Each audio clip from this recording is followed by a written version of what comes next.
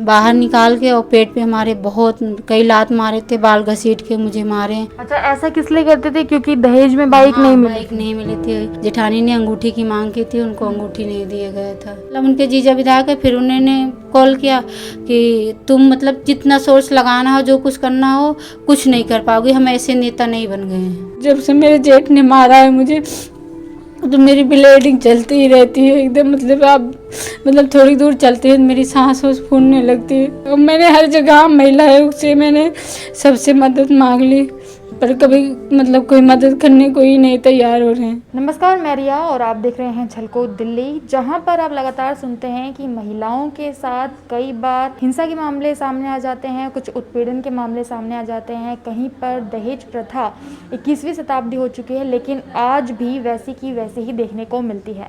आज एक ऐसा ही मामला हमारे सामने आया है जहाँ पर एक महिला के साथ काफ़ी दुर्व्यवहार किया गया है। क्या पूरी कहानी है और साथ में क्या समस्याएं उनको आती हैं, वो हम आपको बताएंगे। तो अंत तक देखिएगा और गुजारिश यही रहेगी कि जितना हो सके उतनी अगर मदद आप इन तक पहुंचा पाएँ तो वो ज़रूर पहुंचाइएगा। जहां पर आप देखते हैं कि दिल्ली में बहुत ज़्यादा महंगाई है, उसके हिसाब से एक महिला इतने समय से एक छोटे से कमरे में रह रही है जो कि किचन के बराबर है। आप देख ही सकते हैं यहाँ पर, अगर एक झलक आप देखेंगे तो इसी में चूल्हा है, इसी में गैस है, यहीं पर सिलेंडर है, पानी है, कपड़े हैं, सब चीज़ें हैं। यहाँ पर ये रहती हैं और हालांकि इसका किराया भी बहुत ज़्यादा है जो ये अभी तक नहीं चुका पाई है। अभी क्या पूरा मामला है वो इनसे बातचीत के जरिए बताते हैं। अभी मैम, क्या नाम है आपका? पूजा पांडे। पूजा जी, कहाँ की रहने वाली हैं आप? हम यूपी के रहने वाले हैं और हमारा मायका जिला सुल्तानपुर है जी। और हमारी शादी सन 2012 में 27 जून को हुई थी। और जिसमें मेरे ससुराल वाले ने मतलब दहेज में बाइक मांगे थे और मतलब नगद पैसे भी मांगे थे 1.5 लाख रुपए। न जो कुछ हो सका हमारे पिताजी ने दिया, बाइक नहीं दे पाए। शादी हो गई, जब मेरी विदाई हुई दूसरे ही रोज से वो सब हमारे साथ मतलब प्रताड़ित करना शुरू कर दिए। मारपीट, मतलब खान पान मतलब नहीं देते थे, घर में बंद करके रखते थे। आए दिन कहते थे मतलब दिमागी तौर से मतलब टॉर्चर करना, ये मतलब परेशान करते थे कि अपने मैके चले जाओ।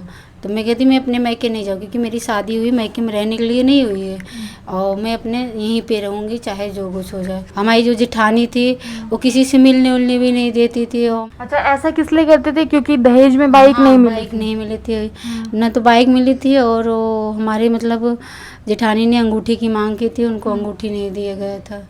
इस वजह से शुरू से ही हो रहा मेरे साथ। पर मैं मतलब सब कुछ बर्दाश्त करती रही, क्योंकि मेरी जून में शादी हुई, 3 महीने तक मैं अपने ससुराल में ही थी। तो बच्चा आ गया था पेट में, मेरा बड़ा लड़का, तो उस पर भी आरोप लगाया गया है दूसरे का नाजायज़ है, मतलब गलत मतलब लांछन। तो अब बच्चा भी पेट में आ गया तो मैं कहाँ जा सकती हूँ, तो मैं मतलब साथ में ससुराल में ही थी। अच्छा, जब पहले आपके साथ मतलब ये सब चीज़ की जा रही थी तो आपने अपने घर में नहीं बताया, घर वालों को नहीं बताया? नहीं, मैं अपने मैके नहीं बताई, क्योंकि बताने से कोई फ़ायदा नहीं। हमारे मैके वाले मतलब उन्होंने बहुत मुश्किल से मतलब शादी की।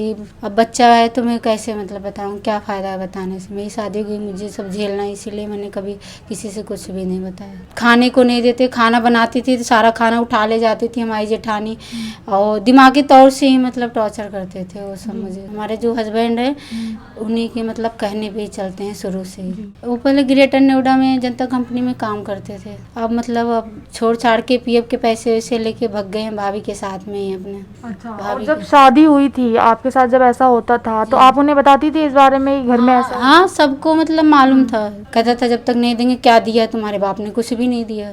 तो जो कर रही हमारी भाभी सही कर रही हैं, अगर रहना हो रहो, नहीं चले जाओ। तब उन्होंने मतलब उनके जीजा विधायक है, फिर उन्होंने कॉल किया कि तुम मतलब जितना सोर्स लगाना हो, जो कुछ करना हो, कुछ नहीं कर पाओगे, हम ऐसे नेता नहीं बन गए हैं। हम मतलब हमें हमारे बच्चे को भी मरवा सकते हैं और खर्चा भी नहीं देंगे।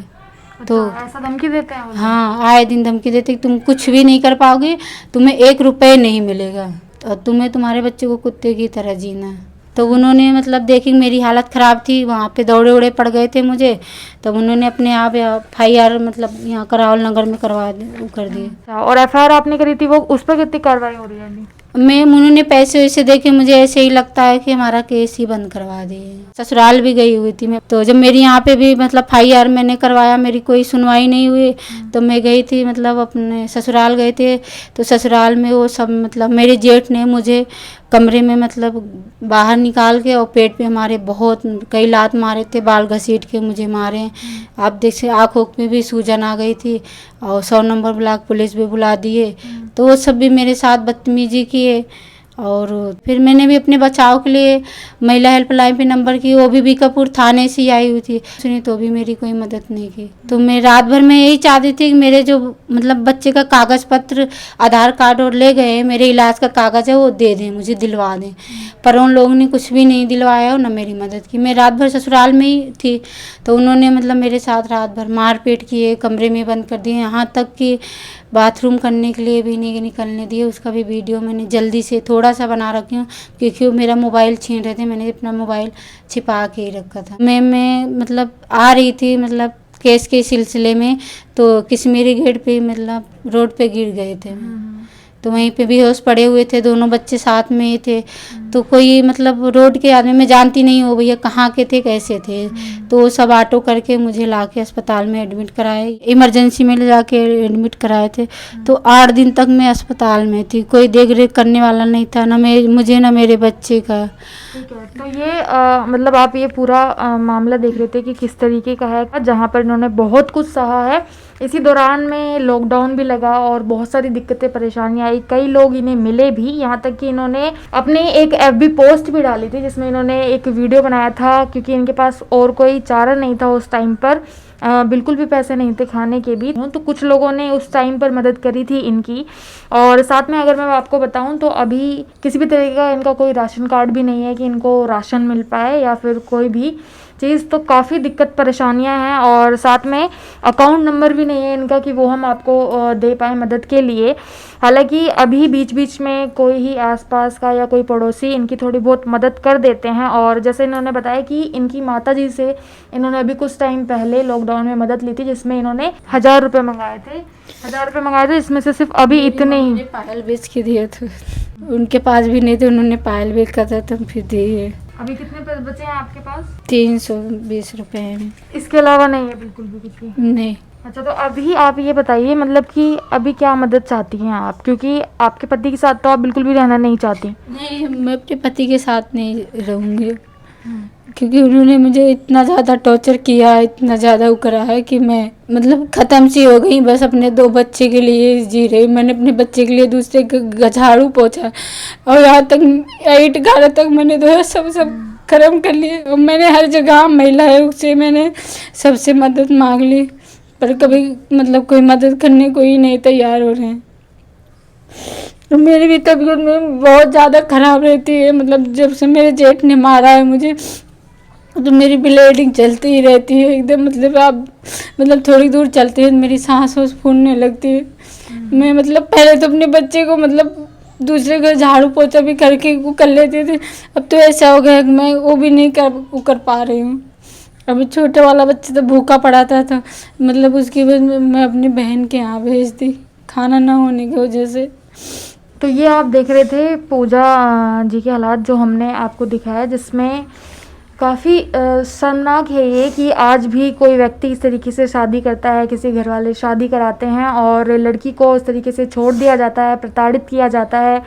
उसके बाद इतने बड़े शहर में अकेला छोड़ दिया जाता है, जहाँ पर वो अकेले छोटे से कमरे में अपने 2 छोटे छोटे बच्चों के साथ रह रही हैं। आप जितना हो सके उतनी इनकी मदद करिए। और हालांकि 8th क्लास आप पढ़ चुके हैं मैम? जी, मैं 8th क्लास ये पढ़ चुकी हैं। अगर कोई काम भी आप लोगों के पास है तो वो भी आप इन्हें दे सकते हैं, वो भी आसानी से कर सकते हैं। हालांकि ये है कि इनकी तबीयत ख़राब रहती है तो ज़्यादा भारी काम या फिर ऐसा कुछ वो नहीं कर पाएंगी, लेकिन अगर आपको कुछ लगता है कि मदद हो सकती है इनकी किसी मामले में तो वो आप कर सकते हैं। बाकी इस पूरी वीडियो को लेके, पूरी खबर को लेके मैं यही चाहूँगी कि आप ज़्यादा से ज़्यादा शेयर करें, ताकि कोई ना कोई कार्रवाई हो पाए, ऐसा कोई कदम आगे से कोई आदमी ना उठा पाए। तो इस पर आपकी क्या राय रहेगी वो आप मुझे बता सकते हैं कमेंट में, और साथ में इनकी मदद करिए, ये मैं बार बार आपसे कह रही हूँ। इसी के साथ अपनी रिपोर्ट को हम यहीं पे ख़त्म करना चाहेंगे। मैं रिया, कैमरा पर्सन राजा के साथ, झलको, दिल्ली।